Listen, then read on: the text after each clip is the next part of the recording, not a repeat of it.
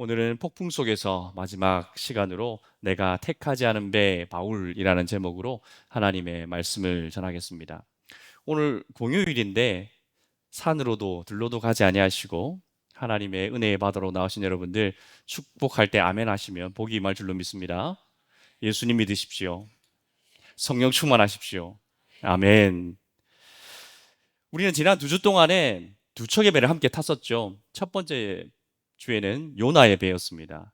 요나가 탄 배는 요나가 하나님의 말씀을 거역했기 때문에 폭풍을 만나죠. 두 번째 주에는 제자들의 배였습니다. 제자들이 탄 배는 제자들이 예수님의 말씀을 따라서 우리가 저리로 건너가자라고 하셨던 주님의 말씀을 따랐기 때문에 만났던 폭풍이었습니다. 그런데 오늘 바울 사도는요, 또 이와는 또 다릅니다. 바울 사도가 하나님의 말씀을 거역한 것도 아니고요.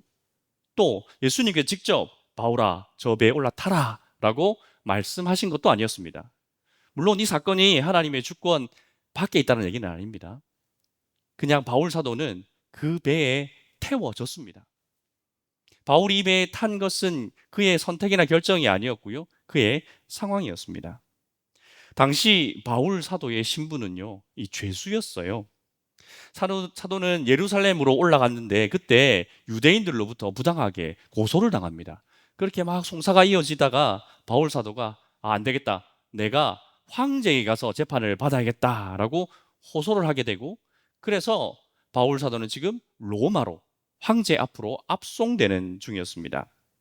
그래서 이 항해의 일정은요, 이 바울 사도의 계획에는 없던 것이었습니다. 뿐만 아니라 사도는 이 배가 출발할 때 이 배 출발하면 안 돼요 라고 말리기까지 했습니다. 27장 10절 말씀인데요. 말하되 여러분이요 내가 보니 이번 항해가 화물과 배만 아니라 우리의 생명에도 타격과 많은 손해를 끼치리라 하되 이렇게 말렸는데 근데 백부장은요 바울 사도의 말보다 선장과 선주의 말을 더 신뢰했습니다. 바울의 말은 무시를 당했고요. 다수의 의견을 따라서 결국 배가 추락하게 됩니다. 그 결과가 무엇입니까? 276명이 14일 동안 폭풍에 휘말립니다. 해도 별도 보이지 않는 열 나흘을 그들은 보내야만 했습니다. 오늘 이 밤에 이 본문을 통하여서 우리가 던질 질문은 이것인데요. 내가 결정한 것도 아니고 오히려 나는 말리기까지 했는데 그럼에도 불구하고 내가 그 결정 때문에 폭풍 속에 휘말렸을 때에 그때 나는 어떻게 해야 되는가? 이 질문에 대하여서 사도행전 27장은 세 가지 장면으로 우리에게 그 해답을 보여주고 있습니다. 그 세 가지 장면을 한번 따라가 보겠습니다. 첫 번째 대지는요, 해도 별도 보이지 않을 때입니다. 14절 말씀 볼까요? 얼마 안 돼요. 섬 가운데로부터 유라굴로라는 광풍이 크게 일어나니 이 유라굴로라는 광풍은요. 당시 뱃사공들에게는 굉장히 무서운 바람이었습니다. 그레데 섬에 산맥이 있는데 그 산맥에서부터 불어내려오는 늦가을에 불어오는 바람인데 굉장히 거셌습니다. 이 바람이 불자 선원들은 노련하게 대처하기 시작합니다. 그들이 할 수 있는 모든 조치는 다 취해요. 그래서 거룻배를 끌어올리기도 하고 연장을 내리고 또 안 되니까 짐을 바다에 풀어버리고 그리고 사흘째 되는 날에는 배의 기구까지 그들의 손에서 다 내려놓습니다.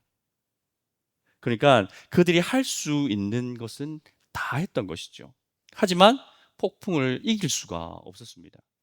오늘 이 이야기는요, 무능한 사람들의 이야기가 아닙니다.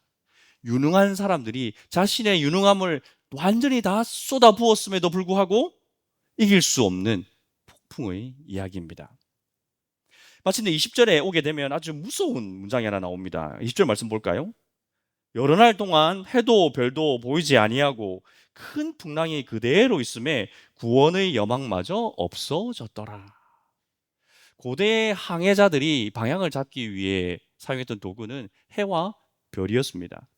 그 해와 별이 보이지 않고 사라졌다는 것은 무엇을 의미하겠습니까? 방향을 분별할 수 있는 모든 기준이 다 사라졌다는 뜻입니다.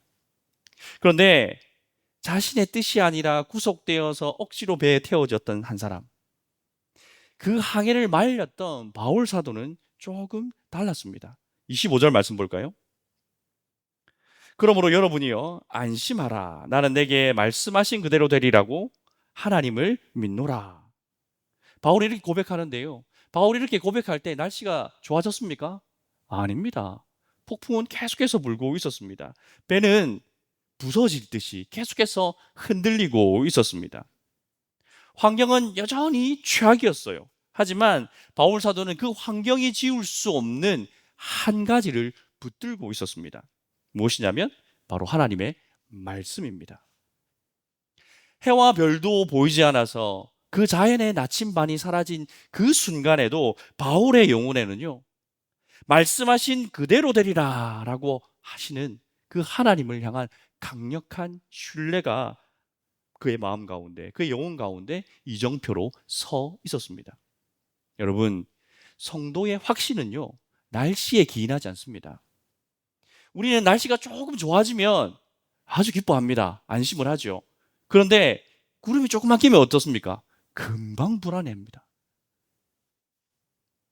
하지만 우리가 가져야 할 진짜 확신은요, 상황이 점점 회복되어 간다라는 그런 신호가 포착될 때, 그때 우리가 확신을 가지는 것이 아니라 하나님의 말씀을 붙잡을 때, 그 말씀으로부터 나오는 확신이 진짜 확신인 줄 믿으시기 바랍니다. 사랑하는 성도 여러분, 지금 여러분의 인생도 해도 별도 보이지 않는 깜깜한 밤이 계속되는 것 같으십니까? 내가 원하지 않았는데 폭풍에 휩쓸려서 방향을 잃어버린 것 같으십니까?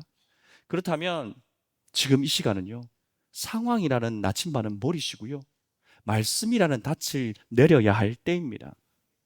상황이 나아지나 안 나아지나, 환경이 나아지나 안 나아지나, 그 날씨를 살피는데 여러분 몰두하시면 안 되고요, 이미 나에게 말씀하신 하나님의 말씀이 무엇인지 그것에 집중해야 할 때입니다. 환경은 우리를 혼란스럽게 해요. 하지만 하나님의 말씀은요, 우리를 바로 세웁니다. 우리의 중심을 잡아줍니다. 이것이 바로 바울 사도가 그 폭풍 속에서 모두가 다 흔들리고 있을 때에 홀로 흔들리지 않을 수 있었던 이유입니다. 오늘 바울이 고백했던 믿음이 오늘 여러분의 것이 되기를 축복합니다. 여전히 폭풍은 몰아치지만 나는 내게 말씀하신 그대로 되리라고 한 하나님을 믿노라. 이 고백이 여러분의 고백이 되시길 바랍니다. 환경을 보지 마시고 주님의 말씀을 붙잡으시는 여러분들 되시기를 주님의 이름으로 축복합니다. 근데 여러분, 우리가 많이 들어서 알잖아요. 하나님 말씀도 많이 알고 있습니다. 그런데 왜 우리는 여전히 불안한 걸까요? 두 번째 대지입니다. 폭풍보다 먼저 회복되어야 하는 것들. 23절 말씀인데요, 내가 속한 바 곧 내가 섬기는 하나님의 사자가 어젯밤에 내 곁에 서서 말하되. 바울 사도는 두려움에 벌벌벌 떨고 있는 사람들에게 어젯밤에 하나님께서 자기에게 오셔서 하셨던 말씀을 전해줍니다. 그런데 거기에 덧붙여서 그 혼란한 상황 가운데 바울 사도는 내가 어떤 사람인지를 그들에게 알려주고 있습니다. 정체성을 고백하고 있습니다. 뭐라 말합니까? 내가 속한 바 곧 내가 섬기는 하나님. 내가 속한 바, 곧 내가 섬기는 하나님. 그러니까 바울의 정체성은 무엇입니까?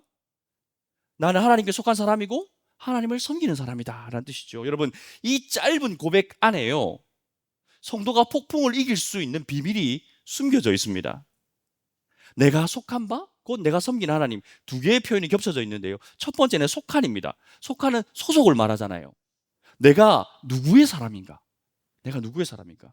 바울 사도는 지금 로마 법 아래에서 구속되어서 죄수의 신분으로 압송되고 있는데요, 그래서 바울은 자신을 로마의 죄수라고 인식합니까? 아닙니다. 사도는요, 자신을 그렇게 정의하지 않습니다.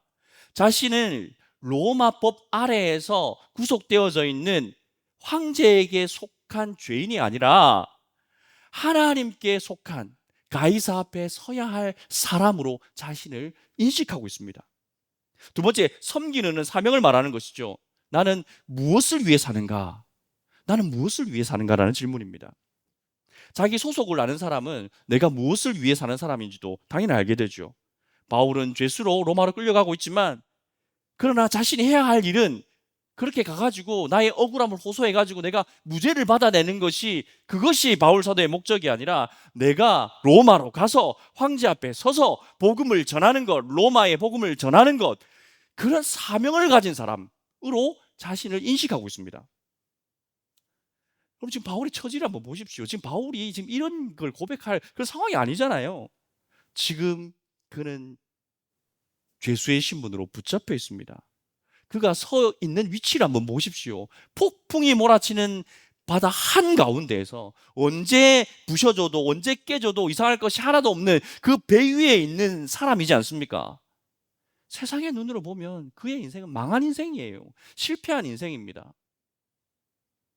그런데 그 엄혹한 상황 속에서 바울은 자신을 무엇라고 어떤 사람이라고 고백하고 있습니까? 나는 하나님께 속한 사람, 곧 하나님의 일을 하는 사람입니다 라고 그 정체성이 흔들리지 않는 거예요.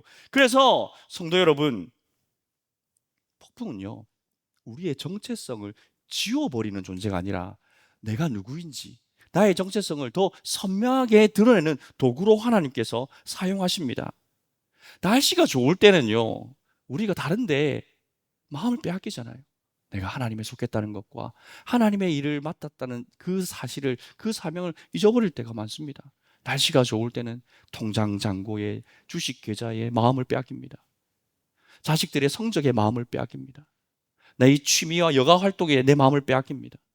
또 사람들의 인정받는 것에 내 마음이 온통 빼앗긴 채 살아가고 때가 얼마나 많습니까? 그런데 폭풍이 몰아치면 그것들 소용이 있습니까? 아무 소용 없습니다. 다 사라집니다. 그래서 그 폭풍 속에서 마지막까지 남아있는 그것이 진짜 나의 정체성입니다. 사랑하는 성도 여러분, 지금 폭풍 속에 계십니까?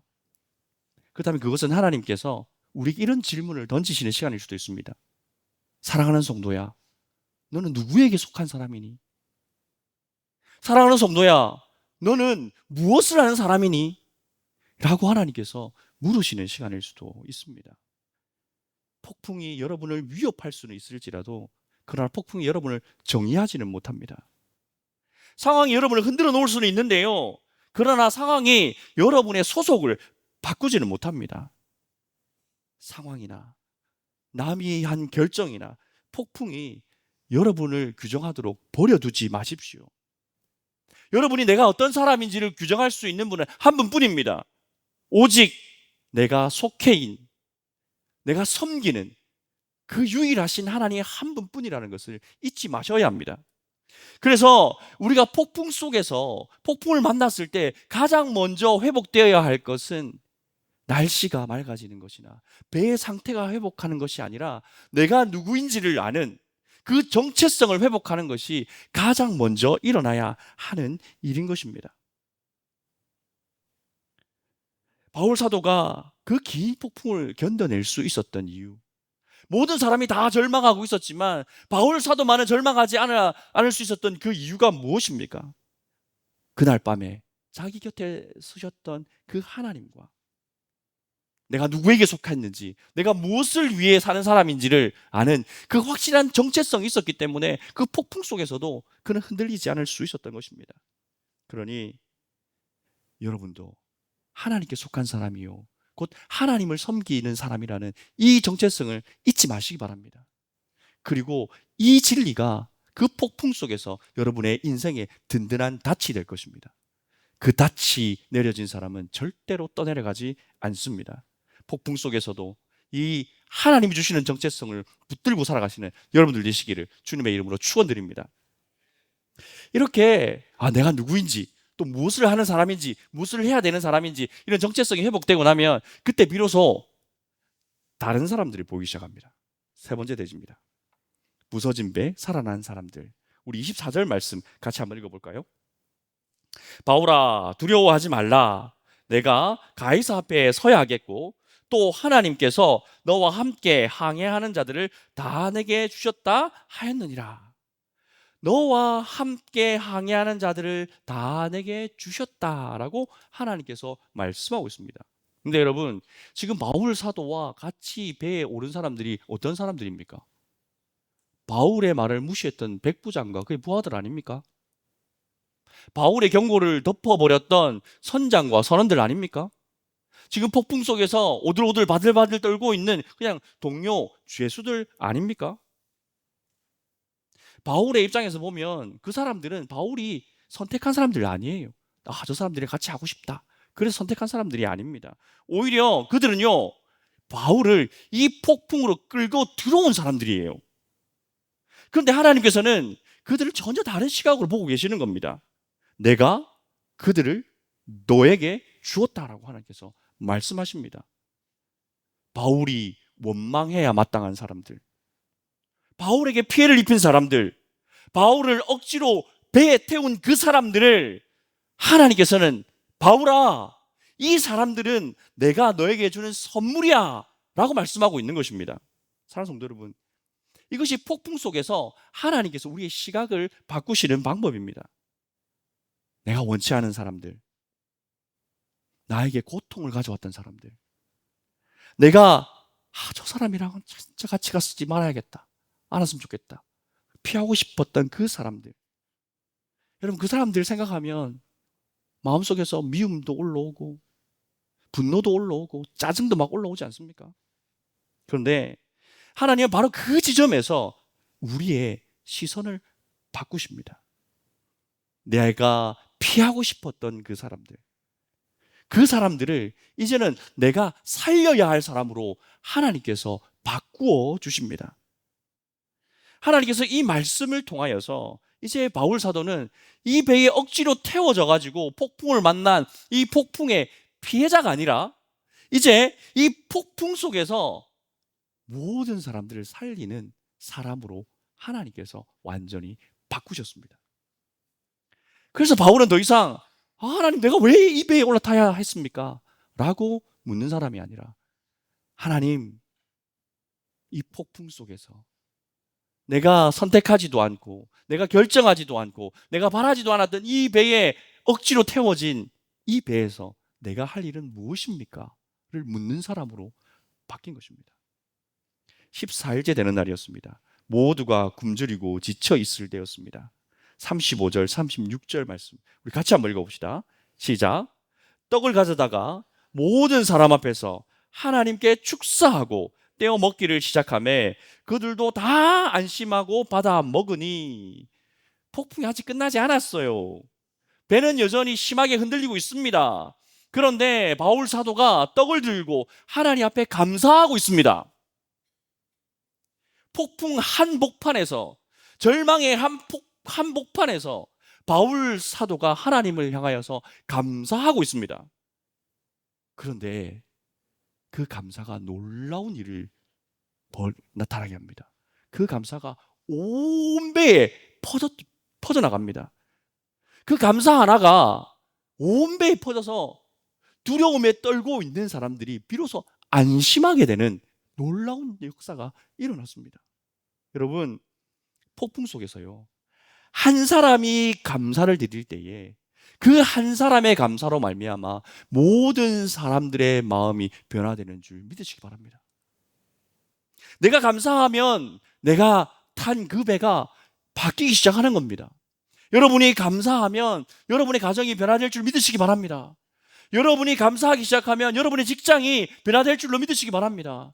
내가 감사하면 우리 교회가 변화될 줄 믿으시기 바랍니다. 한 사람만 있으면 됩니다. 말이도 필요 없습니다.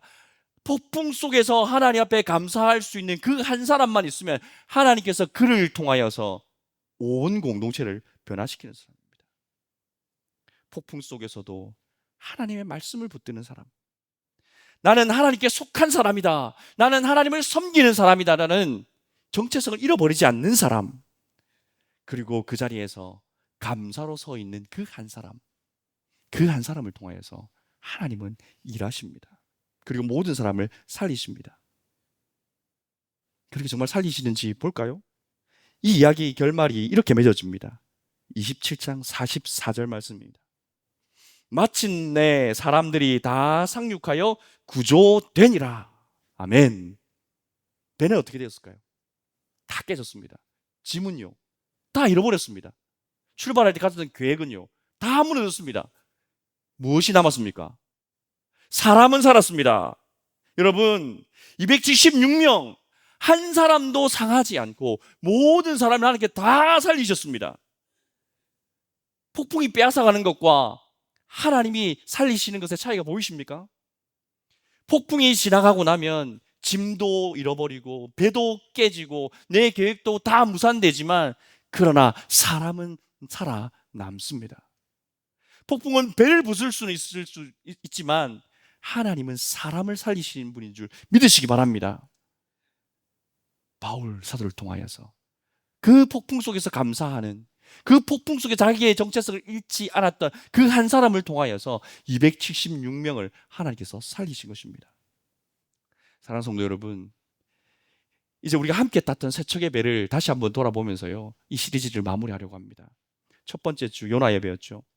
그 배는 요나가 하나님의 말씀을 거역했기 때문에 만난 폭풍이었고, 우리는 그 배를 통하여서 우리가 하나님의 말씀을 거역했을 때 그것을 멈추고 어떻게 돌아서야 하는지를 배웠습니다. 두 번째 주 제자들의 배였죠. 제자들은 예수님의 말씀에 순종하다가 폭풍을 만났습니다. 그 폭풍 속에서 우리가 배운 것은, 그곳에 예수님께서 함께 하신다면 그 예수님을 신뢰함으로 그 폭풍을 이길 수 있다라는 그 진리를 배웠습니다. 그리고 오늘 바울의 배는요, 우리가 선택하지 않은 그 폭풍 속에서도 하나님은 말씀을 주시고 나의 정체성을 회복시키시고, 또한 더 놀랍게도 나를 통하여서 모든 사람을 살리는 하나님의 구원의 역사가 일어난다는 것을 배웠습니다. 근데 이 세척의 배를 이렇게 똘똘똘똘 말면요, 한 가지 진리를 알 수가 있습니다. 그것은 무엇이냐면, 폭풍은 끝나지만 하나님은 끝나지 않으신다는 겁니다. 요나가 폭풍을 빠져나오잖아요. 그래도 하나님 요나를 떠나지 아니하십니다. 제자들도 폭풍을 지나옵니다. 예수님도 제자들을 떠나지 아니하십니다. 바울도 폭풍을 빠져나옵니다. 그러나 하나님은 바울을 떠나지 아니하십니다. 오늘 밤 여러분도 이 폭풍을 빠져나가게 될 것입니다. 그런데 그 폭풍이 끝나도 하나님은 우리와 여전히 함께 하실 것입니다. 그 폭풍 속에서 만났던 그 하나님은 영원토록 우리와 함께 할 것입니다. 옆에 있는 사람들에게 이렇게 좀 말씀해 주십시오. 폭풍 지나갑니다. 그러나 하나님은 끝까지 함께 하십니다. 아멘. 그러니 여러분, 왜 내가 하필 이 배에 탔나? 라고 더 이상 질문하지 마세요. 대신에 하나님, 이왕 탄 배, 이 배에서 내가 무엇을 하기를 원하십니까?를 질문하는 성도님들 되시기를 바랍니다. 폭풍이 끝나고 나면 여러분에게 무엇이 남기를 원하십니까? 배입니까? 짐입니까? 성공입니까? 아닙니다. 하나님께서 살리신 사람들이 남을 것입니다. 그 폭풍 속에서 여러분을 만나 주셨던 하나님께서 여러분과 함께 있을 것입니다. 그래서 하나님은 지금 그 한 사람을 찾고 계십니다. 폭풍 속에서도 말씀을 붙드는 사람, 폭풍 속에서도 자신의 정체성을 잃어버리지 않는 사람, 폭풍 속에서도 하나님께 감사할 수 있는 그 한 사람을 지금도 찾고 계십니다. 그리고 그 한 사람을 통하여서 하나님께서는 모두를 살리시기를 원하십니다. 여러분, 하나님이 찾으시는 그 사람이 바로 여러분이 되시기를 주님의 이름으로 축원드립니다. 아멘.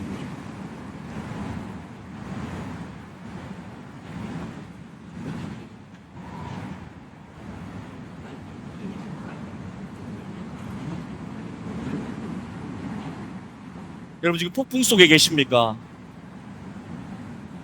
해와 달도 보이지 않아서 구원의 여망마저 끊어진 상황입니까? 그러면 그 폭풍은 어떤 폭풍입니까? 요나의 폭풍입니까? 그러면 돌이키십시오. 제자들의 폭풍입니까? 그러면 주님이 함께 계심을 믿고 끝까지 이겨내시길 바랍니다. 바울 사도의 폭풍입니까? 내가 결정하지도, 내가 선택하지도 않은 폭풍 속에 지금 휩쓸려 가고 계십니까? 그래서 그것만 생각하면 억울하고 속상하고 분노가 치밀어 오르십니까? 그렇다면 그 억울함과 분노와 원망은 바다에 던져버리시기 바랍니다. 대신 주님의 말씀으로 그 바다에 닻을 단단히 내리십시오. 하나님은 지금 한 사람을 찾고 계십니다. 여러분, 폭풍이 잠잠해지고 나면요, 감사할 사람들 많습니다. 배가 무사히 상륙하고 나면요, 그거 봐라! 내 말이 맞지? 라고 손 들고 나올 사람 얼마든지 있습니다. 그런데 여러분, 하나님이 찾으시는 사람은 다른 사람입니다.